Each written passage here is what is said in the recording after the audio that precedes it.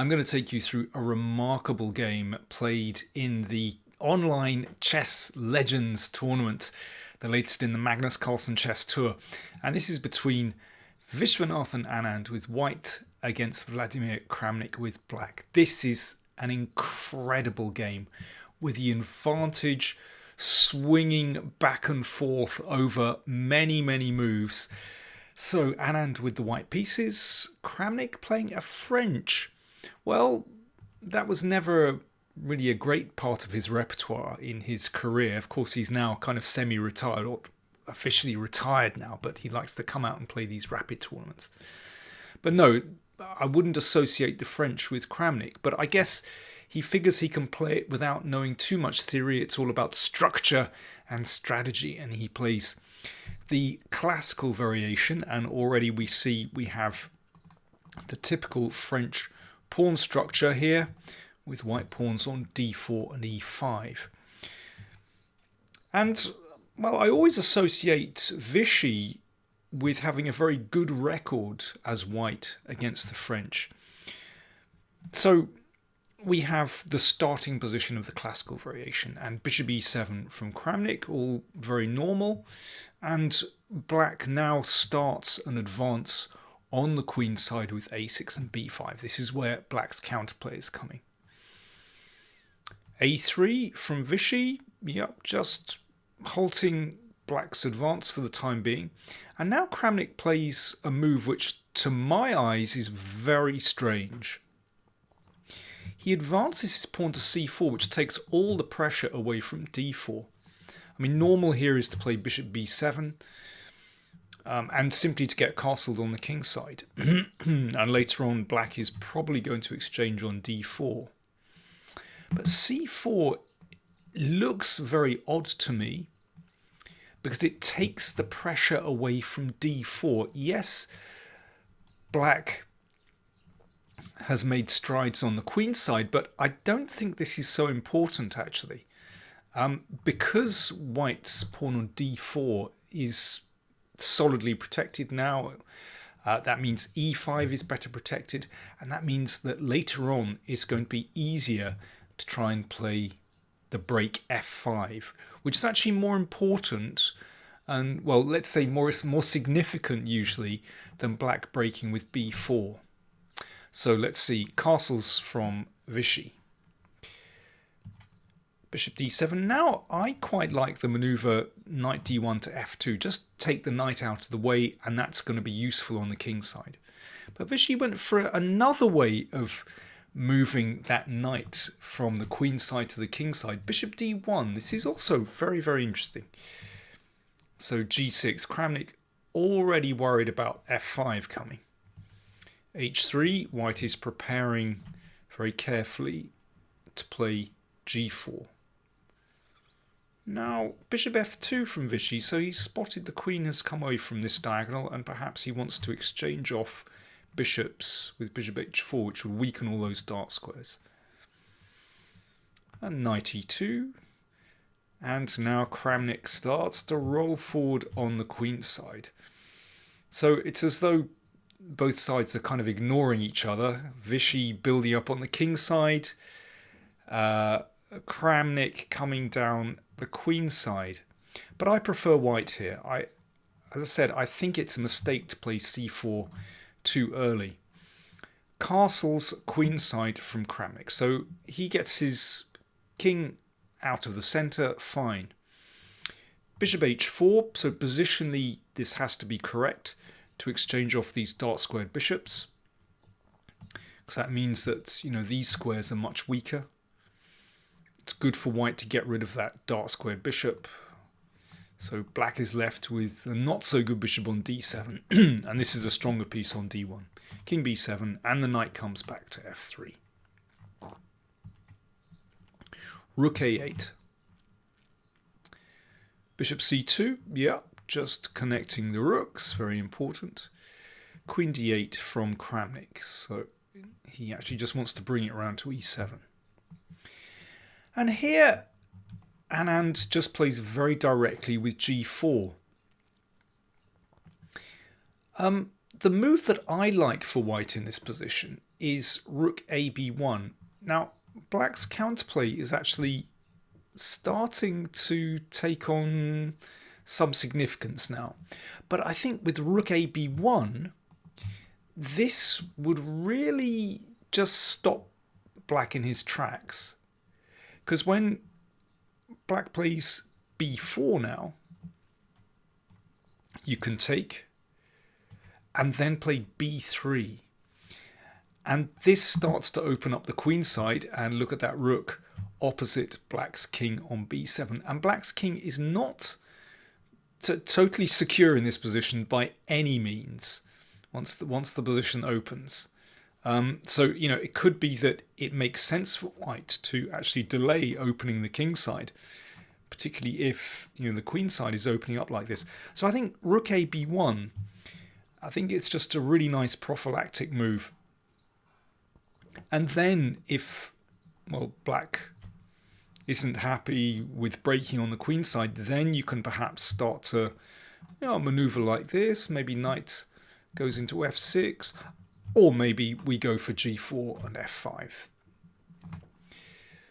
But rook ab1 feels like a good move to me. But Anand went for g4.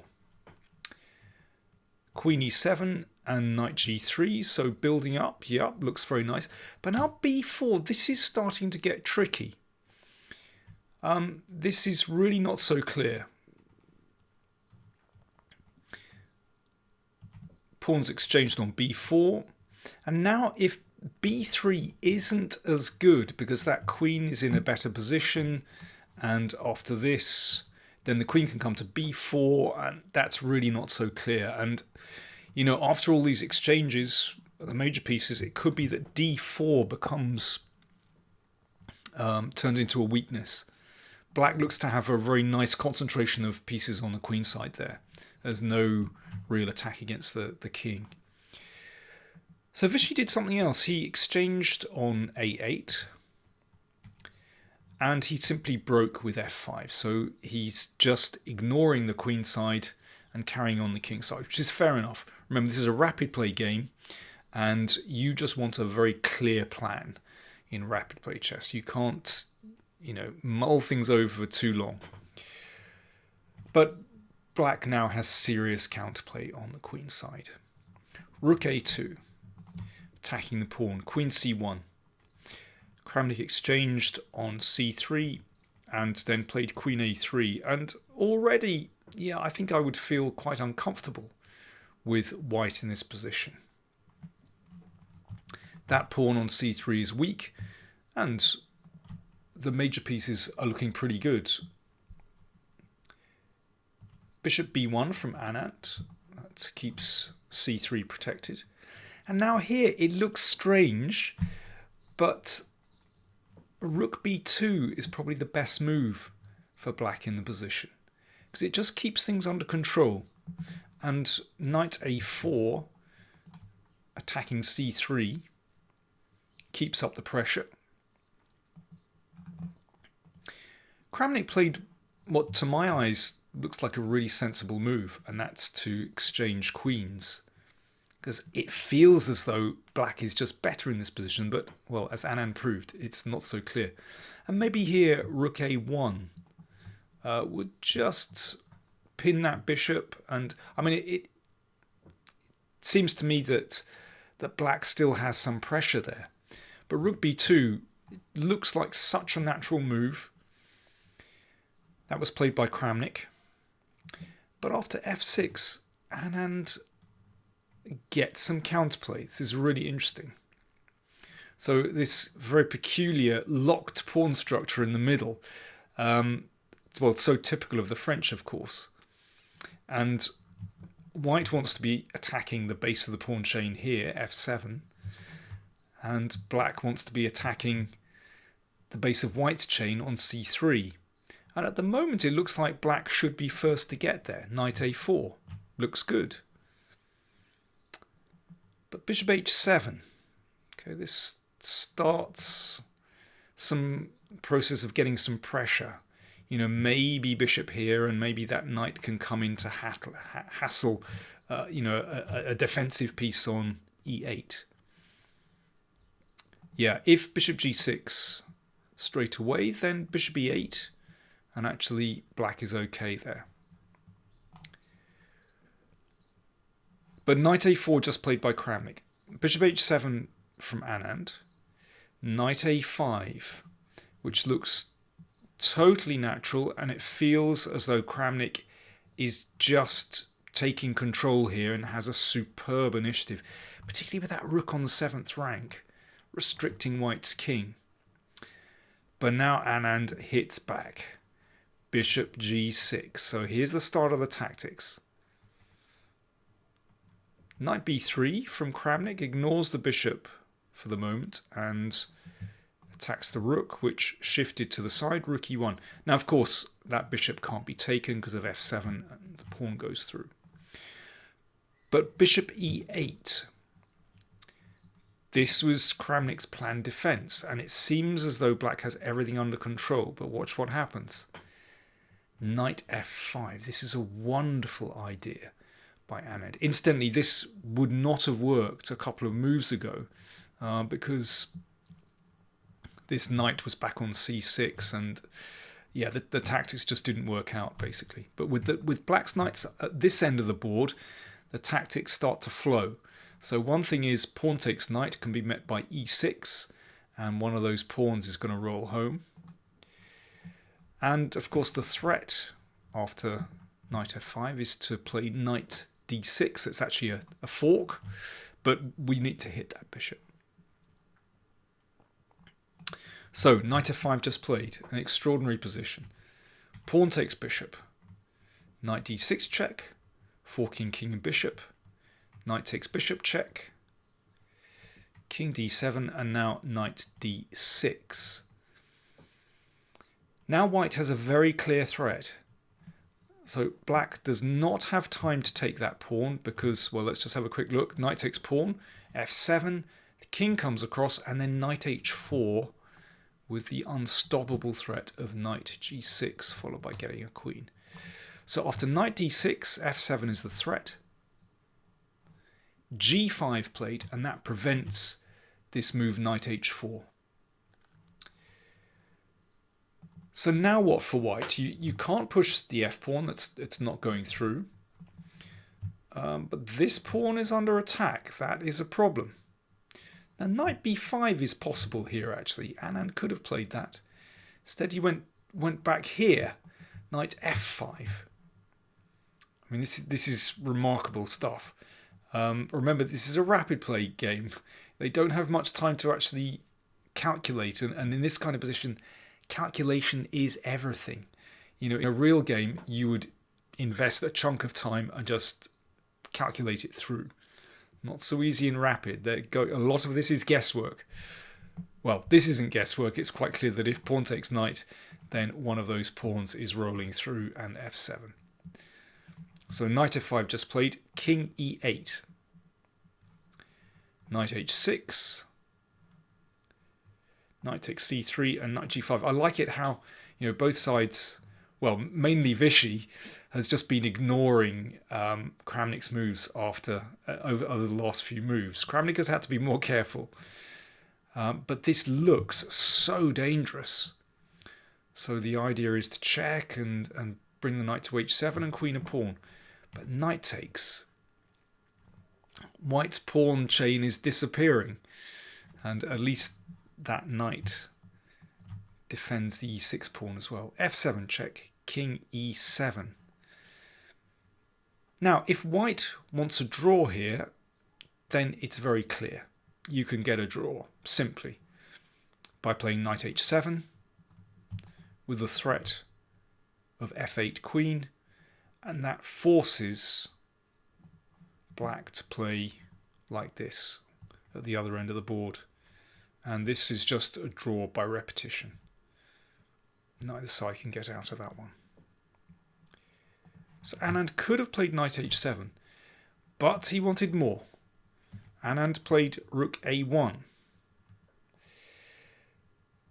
So this is really gambling. The rook wants to come up check, and then there'll be a check again on the back rank, and then you make a queen. So that's the clear threat. So what's black got against that? Well, it's a scary move to make, rook a1, because there are a lot of checks at the other end of the board. Knight e2, check. King f2, stepping into a potential discovered check. Knight f4. And here, Anand decided to go up the board. Remember, they're very short of time here. It feels natural to bring the king out, to advance the king, because if you go back, there's always that danger you're going to be caught on the back rank. But in fact, king f1 is a strong move. The f3 square is covered. That's quite nice. In any case, there's a threat to check and check on a8. And yeah, the king is safe enough for the moment. And now black has to defend at the other end of the board. Knight c6. So that stops rook a7 check. And after knight g8, king f8 and knight f6. This would be impossible to calculate. But the threat is to give a check and make a queen. And after this, well, there's a very nice move. You make a queen, you give a check, and there's going to be a fork on d7. And that should be winning for white. White is a rook up, although you've got to tame those pawns and make sure there's not some awkward check, but it should be winning for white. Anyhow, we're back here. That was... I digress. So the rook check. Now the king comes up the board. King g3. Mistake. Nevertheless, white is... Well, both sides are in with a big shout here. Knight g6, rook a7 check. King d8, rook a8 check. Kramnik steps away with the king. And rook g8. So both sides still really going for it. Trying to get rid of the knight, and then you make a queen. But now knight e2 check is tricky. King f2, knight f4. Discovered check. King e3. And now c3. So Kramnik has managed to defend the knight on g6. So for the moment he's got f8 covered. And this is obviously looking pretty serious, particularly if it might queen with check. Here Anand blunders. I mean I say blunders. This is impossible. It's an impossible position. There's kind of no logic to this. You can only determine what's happening by calculation, and that takes time. And the players did not have time here. Rook takes knight should still be a draw. There are some crazy lines, but let's have a look at this. Rook takes knight. Knight takes rook. Knight e6 check. King comes across, and knight here. So white wants to, well, a couple of things. Potentially play e6. Maybe just take this pawn. And, well, my computer tells me that this is best play. It's quite possible another computer will tell you something else, but this just shows you absolutely ludicrous variations that are possible here. And the king will come back to collect the pawn along with the knights. And it should be a draw, but well, even that's not guaranteed actually. Anyway, back in this position, c3 is just played. Anand played knight takes pawn check. And rook takes knight, which seems very reasonable to me. That looks like the most sensible continuation, because it seems as though white is doing very well here. d4 check, king e4, and here Kramnik blundered. He should simply push on. And here's the idea that you allow rook takes knight. You make a queen. And after white makes a queen, basically black is first to start checking. If the king goes that way, then you skewer and win the queen. And if the king goes that way, then, well, it's the old lawnmower checkmate. And just roll down the board. There you go. Oh, there are other variations, but that's the gist of it, basically. So c2 would have been winning, but Kramnik played rook e2 check. Rook f3 check. Rook e3 check, beg your pardon, king g4. So this is threatened, so knight f8. Rook g8. Now the knight came to a safer square, d7.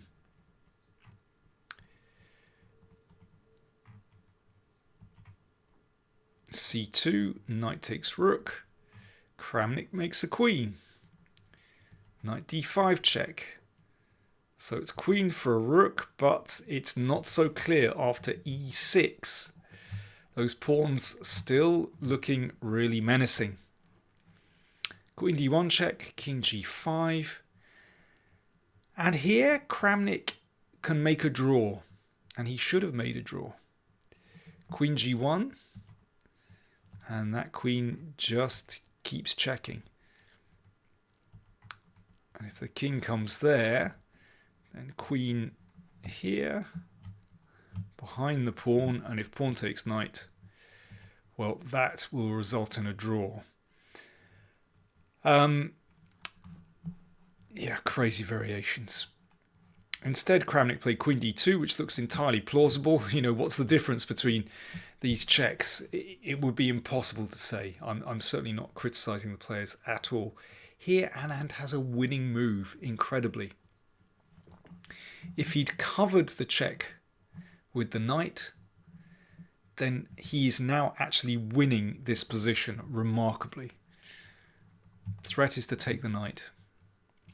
And that knight here controls the queen. And it just gives the king just enough cover. So if knight c5... now you can't make a queen yet because there's a knight fork, incredibly. Rook g6 is a winning move, remarkably, just stopping that threat. And well, you have to still be very careful with these checks. But here is a winning sequence, if you can believe this. And the king escapes up the board. Other variations are possible, but that's the gist of it. Basically, the king can just step very carefully and avoid trouble with best play, and that's not guaranteed in this game. So after this check, knight f4 would have been a winning move. Instead, Anand played king g6, which doesn't look bad until you see queen g2, and that was the final move of the game. Now, I don't know whether Anand resigned or whether he lost on time, to be honest, but it is a completely lost position. After queen g2 check, well, the king doesn't have a good square. If king f5, you can take the knight with check. That's helpful. And if king h7, then you can take the pawn on h3 and then take on e6. That's the simplest way to do it. The f8 square is still covered by the knight.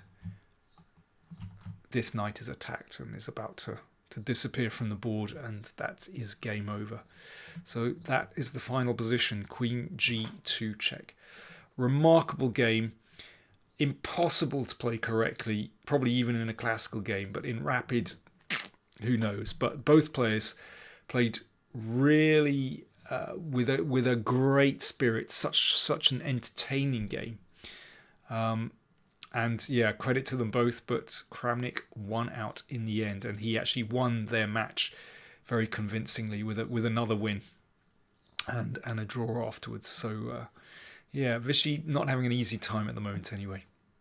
Thanks for watching.